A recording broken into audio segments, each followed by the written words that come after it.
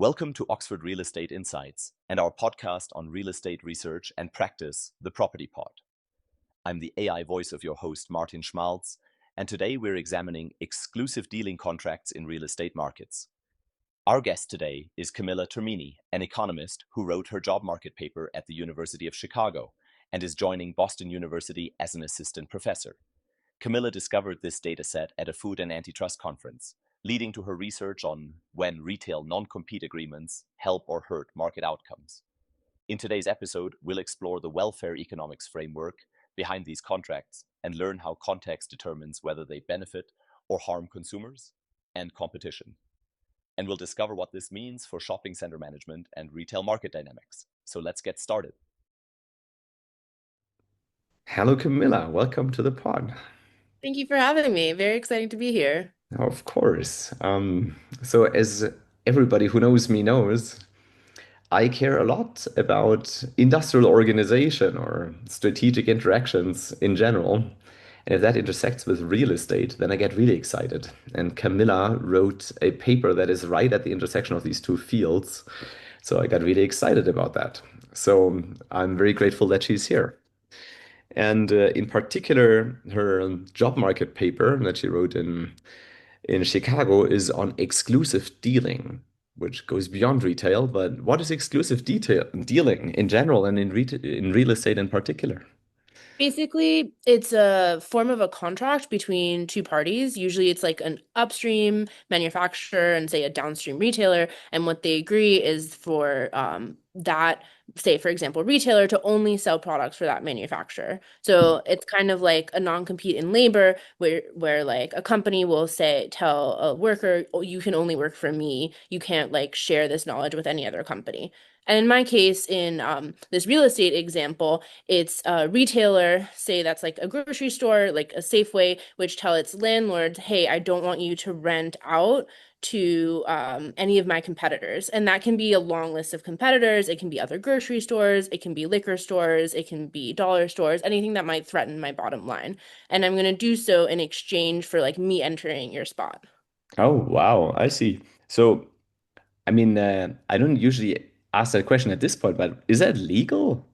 Yeah. So it's a private it's a private agreement between two parties, and there's like actually like a long, I guess whether it's legal connects to like the welfare implications Right, basically, right. benefits for consumers and firms. And there's like a long theoretical literature that basically says that the welfare implications are ambiguous, just broadly in terms of exclusive dealing. And so you can have all sorts of benefits where like um these sort of contracts can like ensure quality. That's like a very common way, or they can ensure that there's efficiency or that there's not too much crowding out. So like maybe consumers would value like a grocery store and a gym next to each other, which are like different varieties as Right, right. opposed to like two direct stores that are competing with each other. And so this sort of agreement could benefit everybody, and at which point that's like legal. But these things are heavily disputed in antitrust, and they will get there are like court cases that will dispute this, and some of the times when they get struck down are for antitrust concerns specifically.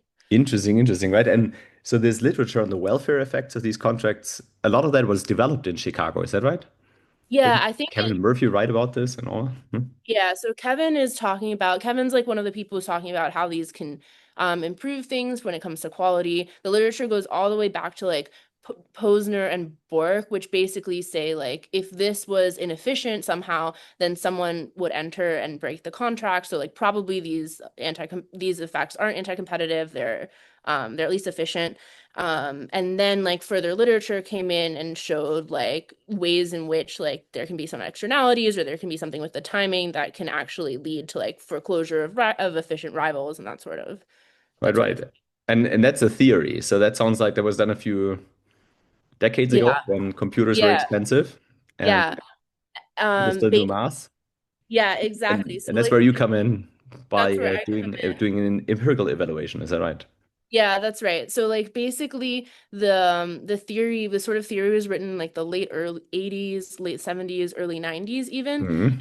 Hmm. But then since these are private agreements between firms, it's actually incredibly difficult to get data. So we have like very, very few studies that study empirical exclusive dealing where you can actually observe the physical contracts that say like Right. I want you to block X, Y, and Z, and I want you to not sell to like my rivals, basically. Hmm. And so this paper is pretty unique in that because in my setting, the retailers or the firms involved are incentivized to report the contract, Hmm. which is generally not the case. So, for example, like I'm at my grocery store, I want to tell my landlord not to rent to my competitors. If my landlord violates that agreement, then Hmm. I need to be able to point to something that says, like, hey, I had Right. documented the fact that this agreement was in place.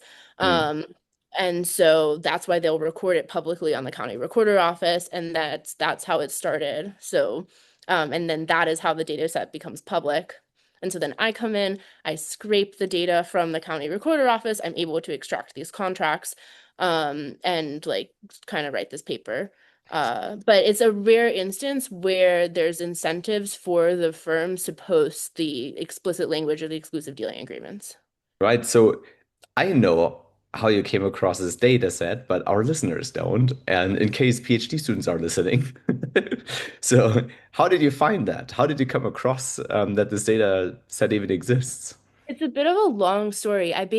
Fiona Scott Morton, who's a professor at Yale, hosted a food and antitrust conference back in 2021. And she Hmm. had it was like an intersection of like farmers, lawyers, economists coming to talk about antitrust issues. And one of the lawyers, Christopher Leslie, was arguing that a specific type of these contracts were anti-competitive and that these sort of contracts were leading to food deserts if the grocery store is saying like, hey, you can't rent any other grocery stores. And so that food deserts were actually an antitrust issue. So I asked him Hmm. like, hey, that's really interesting. I wonder if you could get the data. And he was saying like, it might be hard. And then eventually, like years later, I like decided I could pretend to be a grocery store and try to enter all locations to see whether or not I could. So then I like eventually like found them on the county recorder office where all of these like records are basically kept. I downloaded all of them. I like converted all of these PDFs to text and extracted this like information.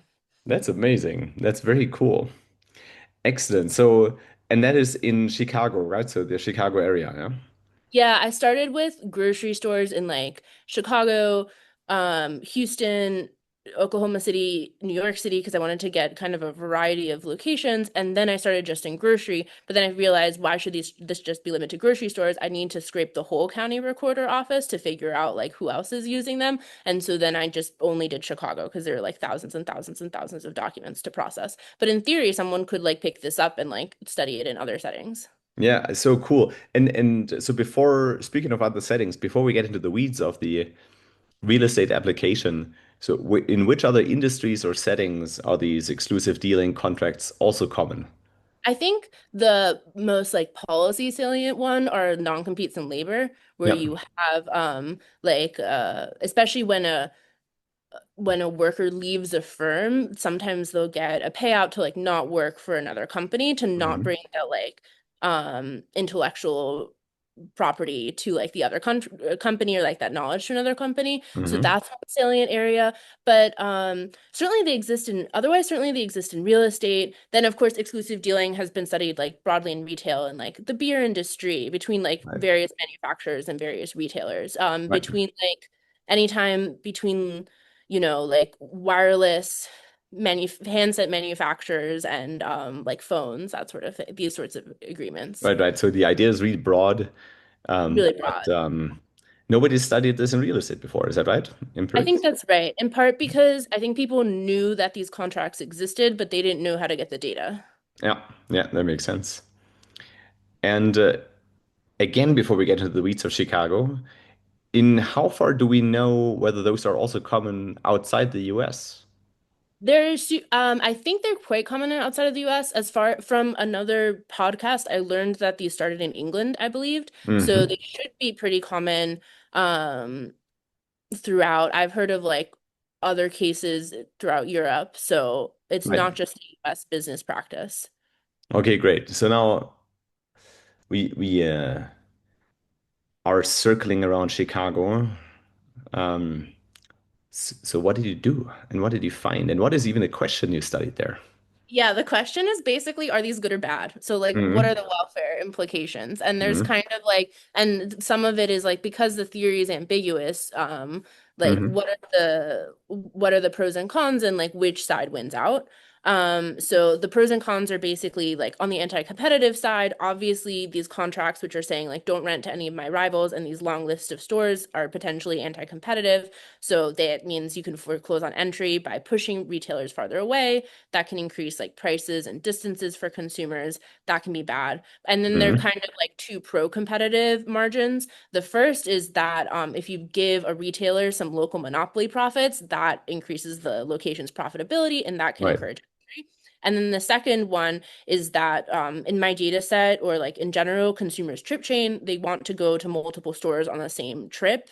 And so if you provide like a variety of different stores close by, if you kind of curate the shopping center to have like the full set of stores that consumers need, they can save a lot of time by shopping at these stores together, and that might outweigh the benefit. So there's sort of this like within trip complementarity that can benefit consumers as opposed to like two stores competing more heavily on prices that are like identical next to each other. Yeah, right. I see. I can see that. Yeah.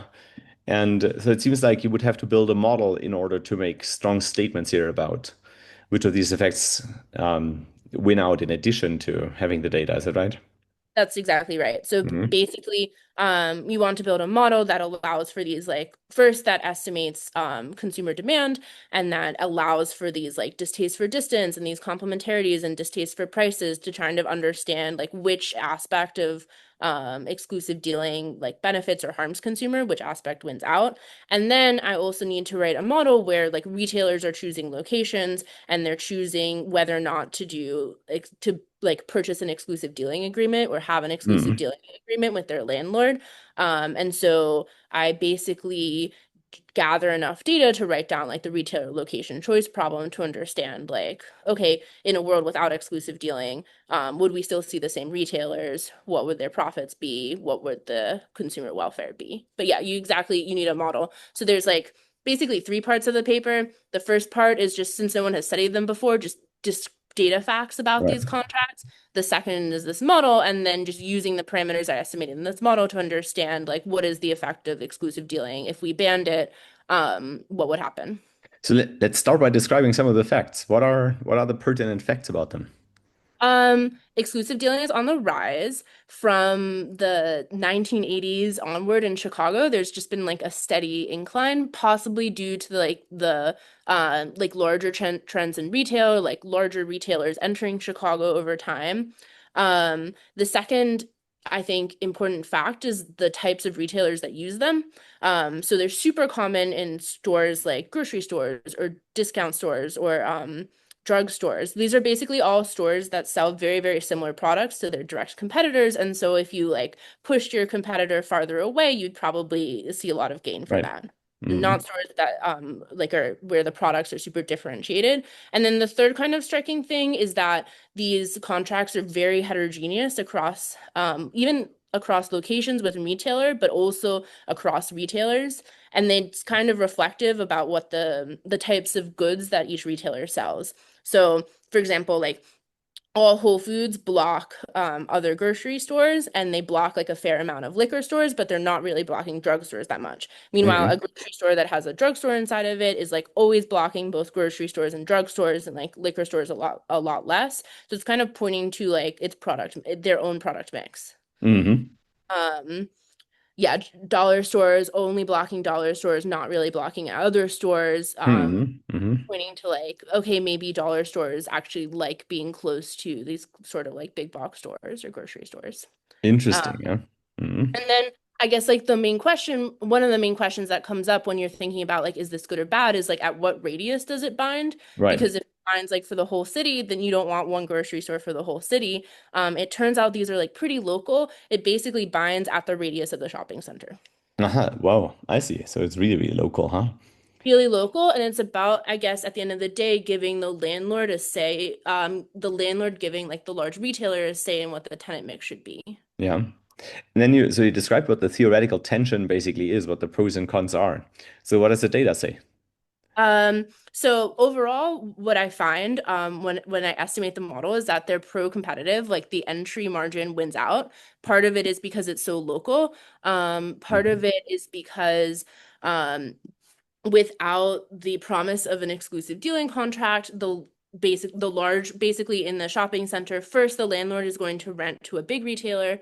Um, then because that's going to drive a lot of foot traffic to the area, then they're going to rent to the small retailer nearby. Once the landlord rents to the big retailer isn't going to doesn't want to necessarily exit, and it wants to ensure that the small retailer that's coming in isn't going to cut on its profits. Um, Mhm. but because it happens in this, there's the kind of like a holdout problem because it happens in these two stages. The the landlord can't like commit to not renting to the retailer's competitors. And so this exclusive dealing contract kind of solves this like 2 period holdout problem. Very interesting. So what kind of reactions have you gotten on these findings? People are like usually range from not surprised to like once you start talking to like the actual professionals and they're like, oh yeah, these are fine, like that's Mhm. exactly right, like it's all about like getting the tenant mix, and it's not necessarily like if you don't have these contracts, the landlord doesn't necessarily do a great job of Mhm. putting them in. And then I think the antitrust people also find it pretty interesting because it's not like a shut and it's not like, oh, these contracts are always good at every Right, point right. in time. It's just like here's a framework, and like if the situation was different, if there's like a lot of demand, then these can be potentially anti-competitive. Right, of the Uh, parameter of the radius, I understand would be important. yeah. If the radius bigger, they could be bad. And Exactly, yeah. exactly. It kind of depends on like who is shopping and what are the various parameters involved. But the framework could now be used if one had more data. So the enforcers or the policymakers could use that framework. Could that framework also be used to estimate welfare effects of non-competes in the labor market? Yeah, if they can apply, I think the key things that are driving the results in this real estate section are really is this like we're at a shopping center and there's these Right, complementarities between stores. If there are no right. complementarities between stores, then it really doesn't matter. People don't really care. It doesn't matter what stores you put nearby. So it has to be um the upstream, I guess, in one setting is like there's the workers and there's a bunch of workers working together maybe, Right. and then instead of the uh and then though that's kind of like the land, and then instead of the retailer you have like the firm. uh Hmm. so yeah, I think like the setting would be like you are a the setting is like you're trying to hire a senior researcher and you let Right, them choose their team. That's right, kind right, of like the non-compete story that's going on in this setting, kind of on right. the entry setting, which you would then apply to like the labor market. So am Like I what thinking, right? This is a real estate podcast, but I still want to understand this. So the hairdresser that signs a non-compete agreement, now I fail to see exactly what the complementarity is there. So Yeah, I think that like would be a corner case. Is that right? So we're yeah, I think it depends on like would be like the senior hairdresser who has like their own team, and they're giving this is on the typically in labor settings you think about non-competes on the exit margin. right, This right. is this is like a On the hypothetical entry. situation on the entry margin. So this That's is an saying important I distinction. am hiring a fancy hair person and I'm going to give them an like choice over who else to hire. Mm. Yeah, yeah, Um that makes sense. So, wow, yeah. Now I think about this in a more subtle way. That's cool. yeah. So, what about the people? You sit in Chicago, so there's a Stigler Center that cares Yeah. about, Yeah, I presented it there. It was competitive cool. markets. What did they say? Oh yeah, they thought it was cool. It was been a while.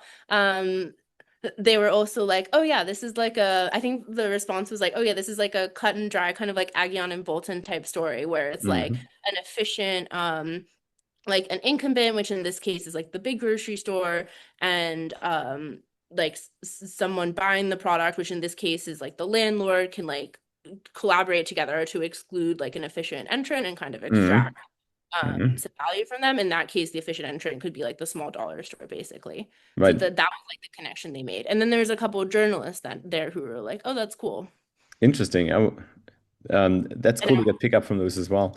What about enforcers, antitrust enforcers and regulators? Did they reach out, or did you hear back from them? yeah, so I'm talking to some people. So obviously I like interviewed at like DOJ. So that was a really, really fun conversation to have. But they're not hiring right now. And then I've been talking to like some FTC people. I know the Canada Competition Bureau has been like looking into these contracts for about and specifically in the grocery industry where like grocery stores won't let other stores sell, I believe like bread nearby or Right. like these sorts of contracts. So I was thinking of like when my paper is like about to be submitted, I'll send them an email and say like, hey, I'm very interested in these topics. I know you care about them. Do you want to chat? Interesting. So now to the practitioners that are listening to this, what would be the key lesson for them? Oh my gosh. I've never had to, I feel like they're the experts, they're like actually working with it. I guess it depends on what sort of practitioner you are. If you're a practitioner who like already knows everything, then, I think like economists think this is like a very interesting and like um interesting and important. I think like for the practitioners who don't know about these contracts, and these can be like valuable ways for firms to kind of like help align incentives between whoever is doing these sorts of deals. Often I hear like sometimes like retailers will get like leases by like getting the lease from the store nearby, but like Yeah. you can also look up the like lease contract memorandum from a variety of places, from a variety of stores to see like what would fit your business needs the best. Um, Yeah, I guess and that's one learning that these lease contracts that are actually available somewhere, right? So one could actually yeah, look. a portion of them Yeah. are actually available to them because they know their business needs. And yeah, and can look. And I would say like the types of firms that use these contracts are all mostly the big firms, like the small, like I have 5 stores in Chicago. Well, I won't see things documented for them too. So either they should document them because they have legal incentives to do so, or they might use them because all of the other like large retailers are using them and they should be able to take advantage of that as well. Yeah, that sounds like potentially important insights for some. And I guess if you're in a jurisdiction and you get heat from the competition authorities, there's a paper to point to. Yeah, And it's that ambiguous at least. at the very least, it's ambiguous, and in some contexts, it's welfare improving. So at least to be able to point to that seems kind of useful. Yeah, Yeah. excellent. What else are you working on? Ooh,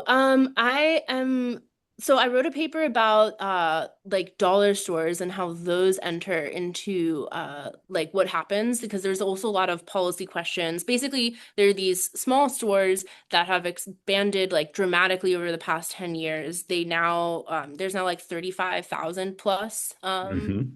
of these like Dollar Tree, Dollar General, Family Dollar, and they cause a great panic in the way that kind of Walmart caused a great panic amongst like some policymakers about like what are the welfare implications? These are these small stores that tend to like not sell fresh produce. Like, are they Right. causing people to switch from like grocery healthy produce at the grocery stores to like unhealthy produce at the dollar store? So like basic questions of like what do they look like? What's their pricing strategy? What's the elasticity of substitution between these different retail formats and these different projects? So like I studied like what happens when they come to town, and the answer is it's fine. Like people are able to save like a little bit more money by shopping at the dollar store, but Right. like they're not people are still shopping at the grocery store just as much. Their produce amounts are like not dramatically impacted. They're just adding more options. Yeah, that's cool. So, do they build new dollar stores where they enter, or do they just go into places where the It previous depends. occupant had Usually, presence? it depends. Usually they try to lease their stores, so I think that's like usually if there's a box available, they will try to enter the place in the previous box, and they actually like the instrument in that paper. So you need when you're trying to like estimate these substitutions between like grocery store and dollar stores, you want to estimate demand, consumer demand. But it's hard because like, demand shocks can like skew your estimates of like these like price parameters, these demand parameters. And so you want to instrument them somehow, how you want to find some sort of supply shock so you can correctly get the demand parameters. And Mhm. supply shock that's actually used is this shock to the commercial real estate market. Basically, over the past 10 years or so, there was a retail apocalypse. A bunch of retailers went bankrupt, including like Blockbuster Video, who's Yep. like specifically used to occupy storefronts of like 9,000 square feet. And that created an opportunity for places like dollar stores who were trying to enter at the same time to enter. So we actually use these kind of like old exits as like an instrument for like, okay, now at this point in time, it's going to be easier for a dollar store to enter. They should be independent of the local demand for food at the moment. And so we can now kind of like correctly estimate these demand parameters. Yeah, that's cool. So and you said there's 30 more than $35,000 stores in America, Something right? like So that. in It's in uh, in your paper you write this is more than what Walmart, McDonald's, and Starbucks Starbucks. combined. Yeah. So the number of dollar stores is just amazing. So whoever is a landlord and a dollar store is knocking your door and you want to understand the demand parameters, you know whom to send an email to get That's deeper right. insights into estimating their demand parameters and I guess willingness to pay. Is that a fair Yeah, advertisement I of think Camilla Schneier? that's actually a fair advertisement. Yeah. That's Started cool. out as like I'm convinced that dollar stores are like reducing consumer welfare, crowding out better options, and then it Yeah. turned into like dollar stores are cheap. I could have just looked at the title of the store and are probably fine. That's a good line. That's punchy. Well, look, Camilla, so you're right now still at the Mancedo Institute for Urban Yeah. Innovation in Chicago, right? But starting next summer, right, in a year, you'll join Boston University BU as an assistant professor. Is that right? Yeah, I'm so excited. Yeah, that sounds pretty exciting. I'm excited to hear great new things coming from you. So thanks very much for joining the pod, and I look Having forward to me. hearing more. Yeah, thank you so much. That was Camilla Termini, who wrote her job market paper at the University of Chicago, sharing insights from her research on exclusive dealing contracts in real estate markets. Whether these contracts help or hurt depends entirely on context. In her Chicago study, they were pro-competitive overall, but as she emphasizes, these contracts aren't always good at every point and can be anti-competitive when market conditions differ. Camilla's research shows that empirical analysis can help resolve theoretical ambiguities about competition policy. Her study provides a framework for analyzing exclusive dealing in specific contexts. Thanks for joining us on the Property Pod from Oxford Real Estate Insights. Don't forget to subscribe for more research insights on the future of real estate. I'm the AI voice of Martin Schmalz, and we'll see you next time.